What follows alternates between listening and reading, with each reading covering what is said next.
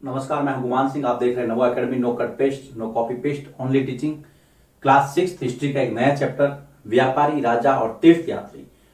इसका मतलब यह है कि यहां पर यह चैप्टर 3 भागों में बटा हुआ है। व्यापारी, राजाओं के बारे में और तीर्थ यात्री जो कि यहां पर भारत में भ्रमण के लिए आए थे। हम शुरुआत करेंगे व्यापार से। तो व्यापार और व्यापारियों के बारे में जो जानकारी है उससे हमारा पहला वीडियो शुरू होगा। हमारे नोट्स ब्लॉग पर भी उपलब्ध हैं। ब्लॉग पर आप क्लास 6 के नोट्स देख सकते हैं और वीडियो के अंदर जो आपको बताया जाता है उसको नोट करते रहे। जब आप नोट करते रहेंगे तब आपके पास एक बहुत अच्छा कलेक्शन हो जाएगा नोट्स का। चलिए शुरू करते हैं। और जो शुरुआत हो रही है बेटा वो हो रही है NBPW से, जो मैंने आपको पहले बता रखा है कि उत्तरी काले पॉलिश वाले पात्र, उत्तरी काले पॉलिश वाले या चमकदार पात्र, जिनको आप NBPW में N से होगा नॉर्थ, B से होगा black, north polish, NBPW, north black polished where. यह आपको मैंने पहले बता रखा है। ये ऐसे बर्तन थे जो उत्तर भारत में पाए गए थे, लेकिन बाद में धीरे धीरे अनेक इलाकों में भी भारत के पाए गए। इसका मतलब यह है कि कहीं ना कहीं व्यापार के माध्यम से वो एक जगह से दूसरी जगह पे पहुंचे थे, लोगों का मूवमेंट हुआ था। तो हम यहां लिखेंगे उपमहाद्वीप के अनेक हिस्सों में, उपमहाद्वीप का मतलब भारत से है, भारत के अनेक हिस्सों में ये बर्तन मिले हैं। ये व्यापारियों द्वारा एक हिस्से से दूसरे हिस्से में पहुंचाए गए थे। उपमहाद्वीप के अनेक हिस्सों में ये बर्तन कौन से? काले बर्तन, पॉलिश वाले, जो कि उत्तर भारत के थे लेकिन भारत के सभी इलाकों में पहुंचे। ये बर्तन मिले हैं। संभवतः ऐसा माना जाता है व्यापारियों द्वारा इन्हें एक हिस्से से, अर्थात भारत के एक भाग से एक हिस्से से दूसरे हिस्से में पहुंचाया गया। तो शुरुआत कर दी हमने चैप्टर की बर्तनों से। काले पॉलिश वाले बर्तन जो हैं वो भारत के विभिन्न हिस्सों में मिले हैं, जबकि थे वो उत्तर भारत के। तो इससे यही अंदाजा लगता है उड़ के तो पहुंचेंगे नहीं, कोई न कोई तो ले जाएगा। अंदाज यही है कि व्यापार से वो एक दूसरी जगह पे पहुंचे थे। अब हम बात करते हैं दक्षिण भारत की। तो दक्षिण भारत आपको पता ही है, दक्षिण भारत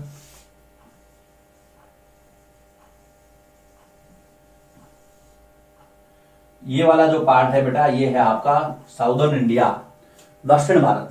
तो दक्षिण भारत किसके लिए प्रसिद्ध था? व्यापार की बात है तो देखिए, दक्षिण भारत सोना के लिए, आज भी कर्नाटक में दक्षिण में सोने की खान है, कोलार की। दक्षिण भारत एक तो गोल्ड के लिए, सोना, यहां पर गोल्ड है, नींद नहीं है, ध्यान रखना। सोना, देन मसाले, काली मिर्च, काली मिर्च जिसको आप ब्लैक पेपर कहते हैं। अपने जो पपीते के बीज आते हैं ना, उस आकार की होती है, देखी होगी आपने, यूज भी करते हैं हम घर पे। जो मसाले हैं, जो गरम मसाले हैं वो सारे, है ना, जैसे कि दालचीनी है, इलायची है, सौंठ है, लौंग है, ये सारा ये दक्षिण भारत में ज्यादा मिलता है। तो सोना, मसाले, काली मिर्च, कीमती पत्थर, जो कलर्ड स्टोन आते हैं, कीमती पत्थरों के लिए प्रसिद्ध था। कीमती पत्थरों के लिए प्रसिद्ध था दक्षिण भारत। दक्षिण भारत सोने के लिए, गोल्ड के लिए, काली मिर्च और सभी मसाले और कीमती पत्थर। काली मिर्च की तो दुनिया के अंदर बहुत मांग थी, खास करके रोमन साम्राज्य जो है ना, हाँ, यूरोप के अंदर, तो काली मिर्च की रोमन साम्राज्य में बहुत अधिक मांग होने के कारण इसे काला सोना कहा जाता था। काली मिर्च की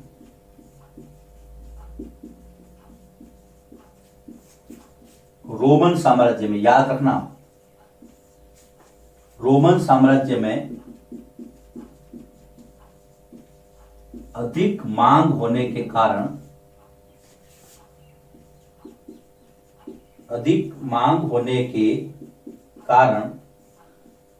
इसे क्या कहा जाता बेटा? काला सोना, ब्लैक गोल्ड। आजकल जो पेट्रोलियम पदार्थ हैं उससे काला सोना कहा जाता है, लेकिन उस समय काली मिर्च की इतनी डिमांड थी कि उसको काला सोना के नाम से जाना जाता। याद रखना, बहुत ज्यादा मांग थी। ये थी आपके रोमन साम्राज्य में, यूरोप के अंदर। आगे चलते हैं। दक्षिण भारत के अंदर रोमन सिक्के मिले हैं। इससे यह पता चलता है कि भारत और रोम के बीच में काफी व्यापार होता था। तो दक्षिण भारत में रोम के सिक्के मिले हैं, रोमन सिक्के। तो रोमन सिक्के मिले हैं। इससे यह पता चलता है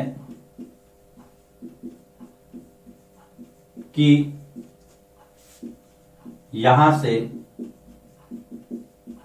रोम को क्या होता था?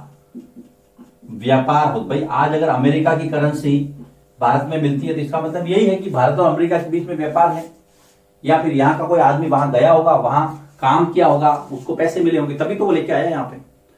तो दक्षिण भारत में जो रोमन सिक्के मिले उससे यह पता चलता है कि भारत और रोम के बीच में जो है वो व्यापार होता था।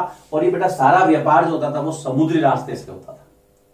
उस समय एरोप्लेन तो थे नहीं, उड़ के चले जाए, समुद्र के रास्ते सारा व्यापार। तो व्यापार जो है वो समुद्री मार्ग से होता था। ये आपको ध्यान में, अधिकतम यात्रा जो है, देखिए, व्यापार समुद्री मार्गों से होता था। व्यापार समुद्री मार्गों से होता था। मानसूनी जब हवाएं चलती थी ना, दक्षिण पश्चिम मानसून, उस हिसाब से फिर ये यात्रा जो अधिकतर जो यात्रा है वो मानसूनी हवाओं के सहारे आगे बढ़ती थी। अधिकांश व्यापारिक यात्राएं मानसूनी हवाओं, आपने पढ़ा है ना मानसून, दक्षिण पश्चिम मानसून, हाँ, मानसूनी हवाओं के सहारे आगे बढ़ती थी। आगे चलिए, हम बात करें व्यापार की। रोम के साथ व्यापार समुद्री मार्ग से होता था, मानसूनी हवाओं के सहारे जो व्यापारी है वो आगे बढ़ते थे। इसलिए बहुत सारी जो स्थानीय जो परमानेंट विंड है, आप 7th में पढ़ेंगे, उसको व्यापारिक पवनी भी कहते हैं, क्योंकि प्राचीन काल में उसी के सहारे व्यापार होता था। अब देखिए, अफ्रीका है या अरब का जो पूर्वी तट है, अफ्रीका और अरब के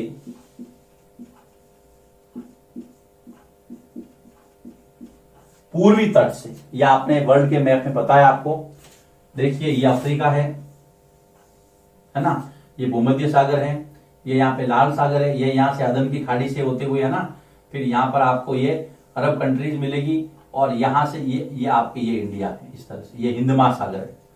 तो ये जो है ये व्यापारिक रास्ता था समुद्र के सहारे। अफ्रीका और भारत का कौन सा तट हो गया? ये पश्चिमी तट हो गया। इसको आपको समझना है ना। तो अफ्रीका और अरब का जो पूर्वी तट था, ये इसका पूर्व है, ये इसका पूर्व है, लेकिन हमारा पश्चिम है ना। तो अफ्रीका और अरब के पूर्वी तट से भारत के पश्चिमी तट पर, पूर्वी तट से भारत के पश्चिमी तट पर जो दक्षिण पश्चिम हवाएं चलती थी, जो मतलब हवाएं चलती थी, आपको दक्षिण पश्चिम मानसून हमने देखा है ज्योग्राफी के अंदर कि जल से थल की ओर जो हवाएं चलती है, पश्चिमी तट पर दक्षिण पश्चिम मानसून के सहारे यात्रा पूरी करते थे।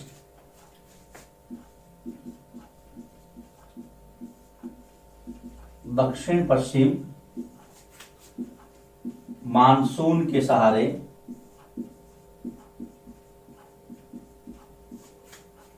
यात्राएं पूरी करते थे। तो ये है आपका इस चैप्टर की शुरुआत, पहला बोर्ड वर्क। बहुत अच्छी अच्छी जानकारियां इसके अंदर आपको समझना है। क्या है बेटा, देखो सबसे पहले हमने देखा एनबीपीडब्ल्यू। एनबीपीडब्ल्यू का अर्थ मैंने पहले भी आपको बता रखा है, नॉट ब्लैक पॉलिश्ड वेयर। लेकिन यहां पर ये बता रहे कि ये जो बर्तन है ना भारत के और भी दूसरे हिस्सों में भी मिले हैं, जिससे पता चलता है कि यहां पर एक स्थान से दूसरे स्थान पर व्यापारिक गतिविधियां होती थी, बिजनेस होता था। लोग भाई तभी तो बर्तन एक दूसरे से जगह पे पहुंचे हैं। बर्तनों से हमने शुरुआत की।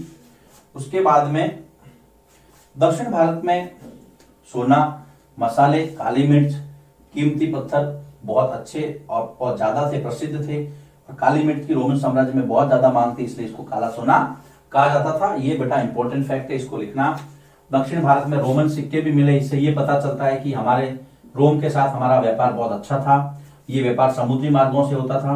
अधिकांश व्यापार जो है वो व्यापारिक यात्रा हवाओं के सहारे आगे बढ़ती थी। आपने देखा होगा पुराने जमाने में इस तरह के नाव होते थे, ये ना जैसे इस तरह से, ये इस तरह से यहाँ पे कपड़ा बंधा होता था इस तरह से, ताकि हवाएं जिधर होती उस कपड़े को उधर मोड़ते तो जो है वो जहाज आगे बढ़ते। ये अफ्रीका है, ये अरब कंट्रीज है, ये भारत है।